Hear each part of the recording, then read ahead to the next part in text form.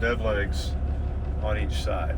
The last thing that we've done, and there wasn't any fabrication added. We thought that those braces made out of 11 gauge stainless with the gussets on them would be plenty sturdy enough. We found that they had a little bit of flex to them still, so we added some bolts a little higher up in that channel where those brackets bolt, right up at towards the very top of the visor. You can't really see them without taking the visor off the truck. The good news is it's not going to really add anything fabrication wise to the visor. It'll just be a couple more bolts during the assembly process, really.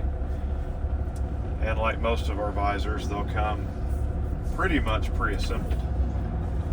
So we'll see how much of a difference that makes. Definitely, if you're up there pushing and pulling on it, it seems to make a difference.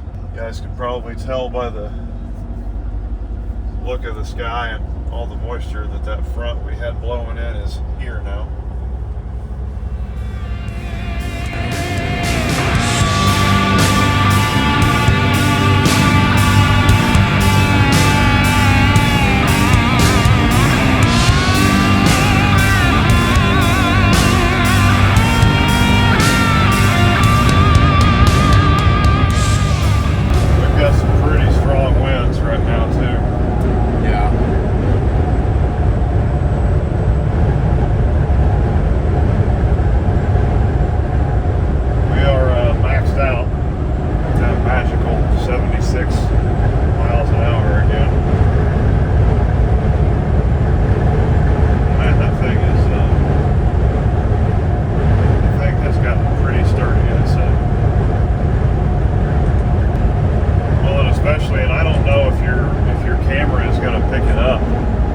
Sound of all the wind gusts that we're experiencing right now, but it's pretty turbulent out there. Yeah, it should pick it up.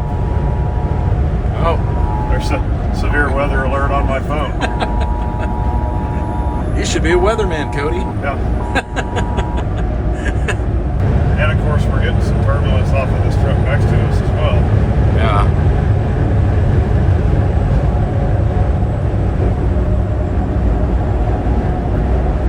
Around here at this exit.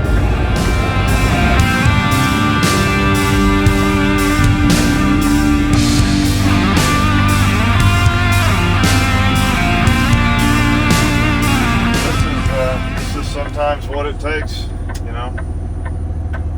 Fitting, test drive,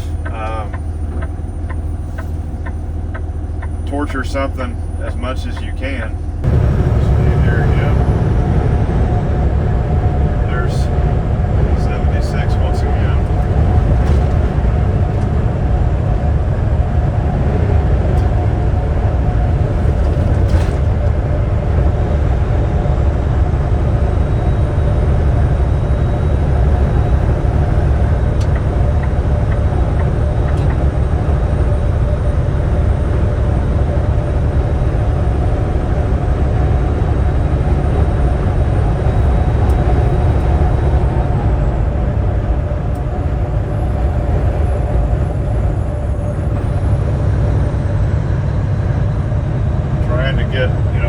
Turbulence as we can. Yeah. We're at 65 right now, and, getting quite a bit of turbulence off of this truck in front of us. Really, there's not much of any movement. Never had to go back to the drawing board, but definitely had to get a little inventive with different ways to brace it due to the one-piece windshield and the windshield wipers, the way they're configured, and that passenger when coming, 2/3 of the way across the windshield, we couldn't go the typical route that we normally would. So, but I'd say we've about got her whipped.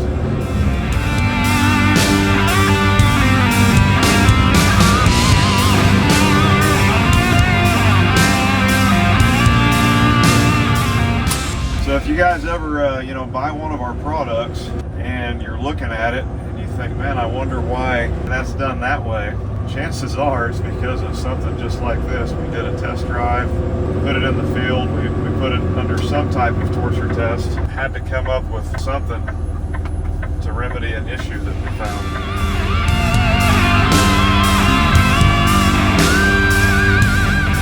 Okay, so after test drive number 1, which you did not get to see, this is already on there from the factory. You've got this brace out here on the end. What we did was come down here a little bit lower and put those dead legs out on the ends. That made a big difference out here, just from the flex of this where it's curved around. We still didn't like necessarily what it was doing here. The middle was good and sturdy, but we didn't like what it was doing here. So we did a couple things then.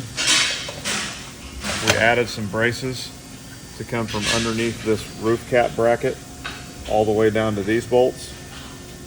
And then we gusseted these.